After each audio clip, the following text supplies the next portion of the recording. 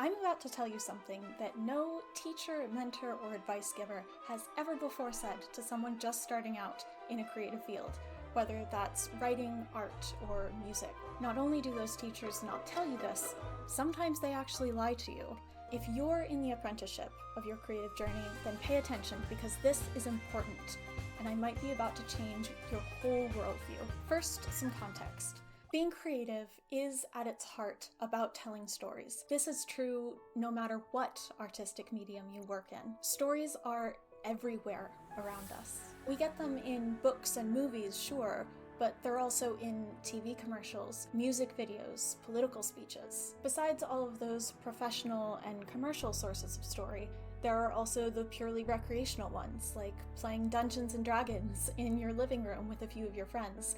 And there are the social ones, like when a friend texts you at midnight with an update about their newest relationship drama. Every day of our lives, and in a multitude of contexts, we are all storytellers and story hearers. And yet, teachers of storytelling all too often forget to tell you the most important thing.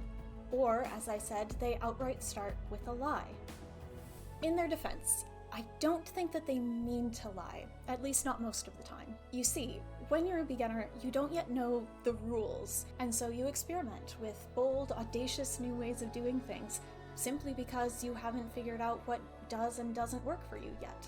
Part of leveling up and growing as a creator is learning what failure feels like, and so as you gain experience, you tend to grow cautious, simply because you don't want to get burned a second time, or because you have that benefit of experience behind you. You start thinking things through, making informed choices, and avoiding the things that failed for you in the past. In many ways, this is a good thing to do, because it means that over time you get faster at your art, or at least more energy efficient. Keep going for long enough, and eventually you find yourself in the position of getting to teach someone else.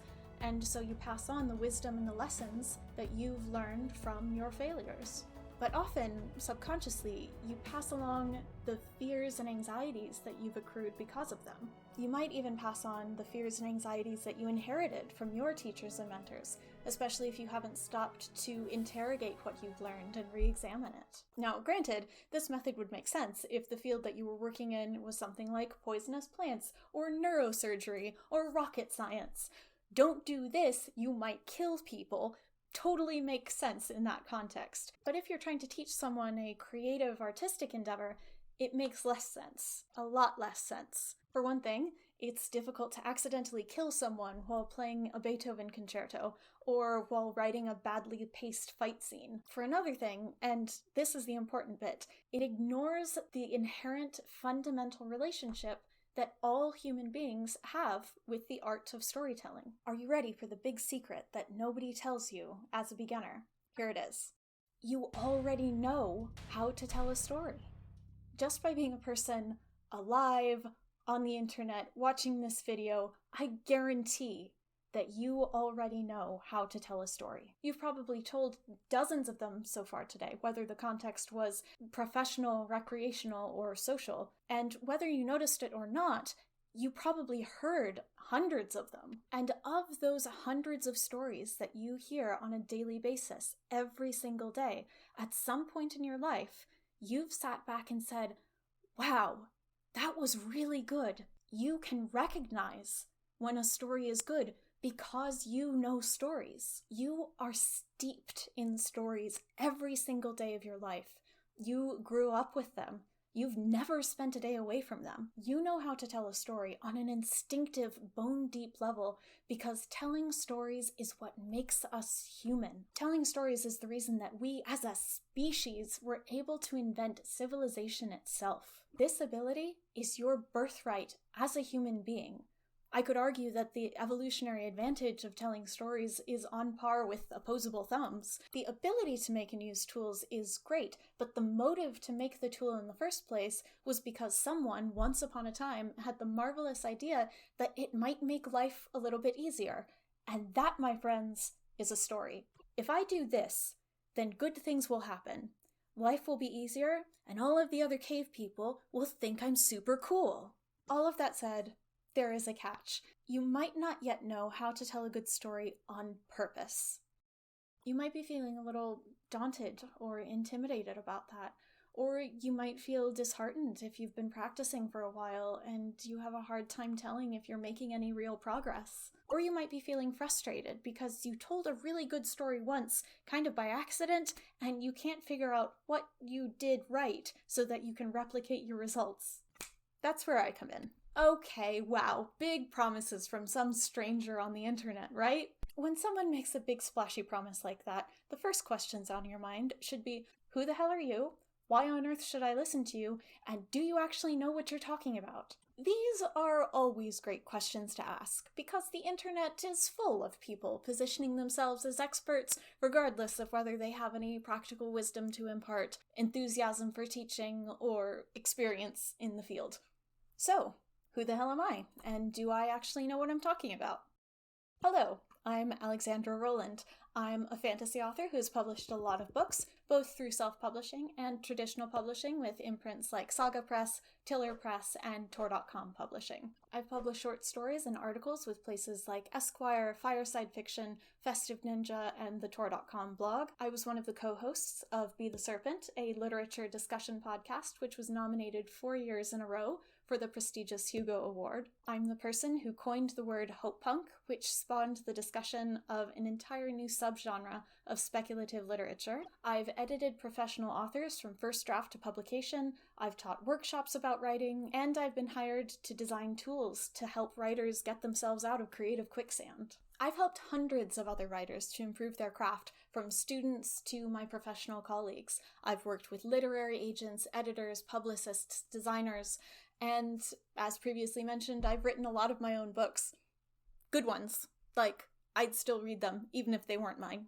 That good. In summary, I am intimately familiar with both the business and craft of writing, and crucially, I know how to teach what I know to other people. I've been doing this shit for years, and to put it plainly, I am very good at my job. So, that's me. I'm also wearing mismatching socks today, because it's been a while since I've done laundry, and I haven't showered yet today, just to balance out the, expectations of how human I am. I mean, look, it says right here on my certification of humanness.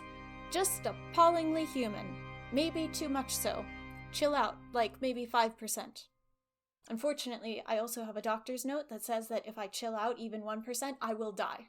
Like how sharks have to keep swimming all the time. So, I think my chronic unchillness is something that we're just going to have to live with. On this channel, I'm generally going to be talking about, in the words of Edward Gorey, the unexquisite agonies of the writing life. Here's the thing though, when it comes to writing advice, it's very easy for people to trot out the same old rules without taking the time to explain what those rules are for or to interrogate the underlying logic and internal biases that underpin them.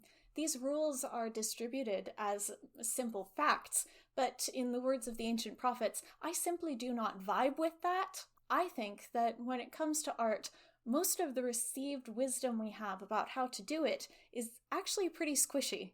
So it feels dishonest and unfair in some way to shove these so-called rules at apprentice writers who don't yet have the experience to sit back and go, I can think of at least 4 exceptions to that just off the top of my head. So is that really a real thing though? I'm not going to do that to you. In fact, there's a lot of things that I'm not going to do to you. I'm not out to make you feel bad about your work. I'm not here to tell you that you're doing it wrong, that your dreams and aspirations are arrogant or unrealistic, or that you should tone it down. I'm not going to tell you that your artistic experiments are stupid, because they're not. They're experiments. And the ability to play and take chances is crucially important in the pursuit of learning how to tell stories and how to make art.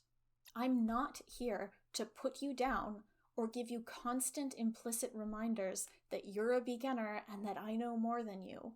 And I'm definitely not here to make assumptions about what your goals for your writing are. Some people write recreationally and share their work only with a small group of people, like dungeon masters for D&D or fanfiction authors. Some people write for no other reason than because they enjoy it and it's fun for them to use their brain that way. They don't feel a need to share their stories. They just like stories. The real truth is that none of these goals is better than the others. Telling stories is a very normal human activity, and it's also a very normal human activity to enjoy the process of learning and to feel pleasure and accomplishment when you notice progress and improvement in your work. Anyone can want to improve and learn. As long as you're on the path that's right for you, then I'm happy, and I'm going to try to supply you with everything that you need to trailblaze that path for yourself.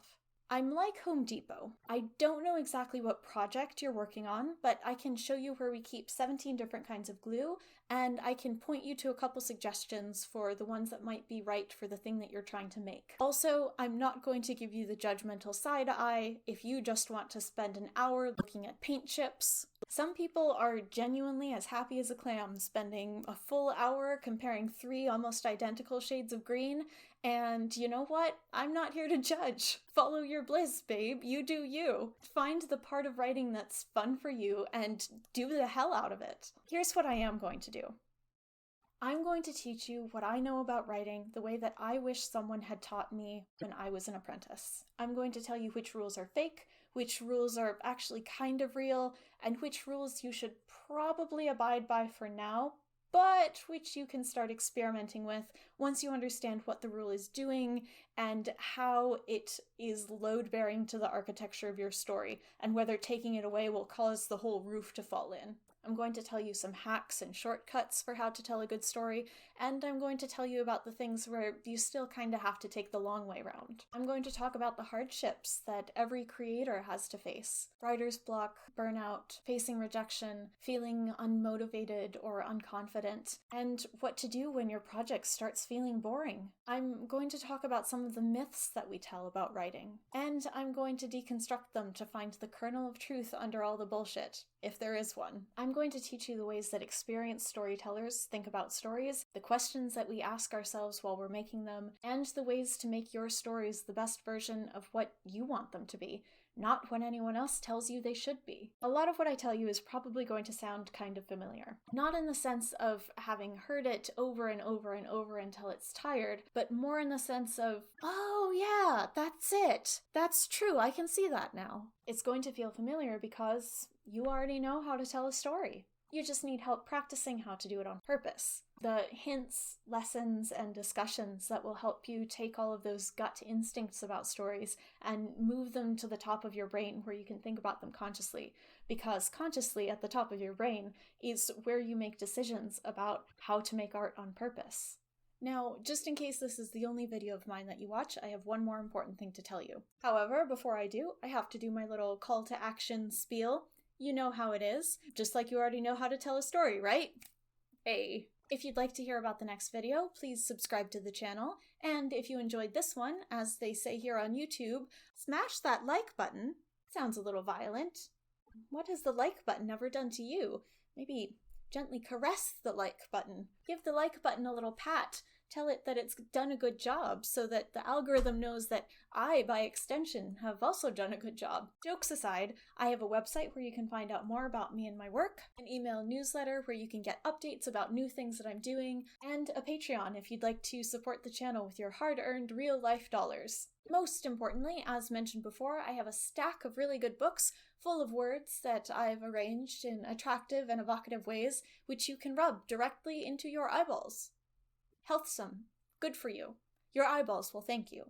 Anyway, you know the drill. Links to absolutely everything, as they say, are down in the doobly-doo. Whew! Thank you for sitting with me through the call to action. I appreciate that. It's capitalism, baby. Anyway, I promised you dessert. One more important thing. Yes, writing is hard and scary sometimes, but you can do this. You are, in fact, evolved to do this. There is only one golden rule, and it trumps absolutely everything else. All you have to do is tell a good story. Everything else is window dressing. Now get out there and have some fun. I'll see you next time.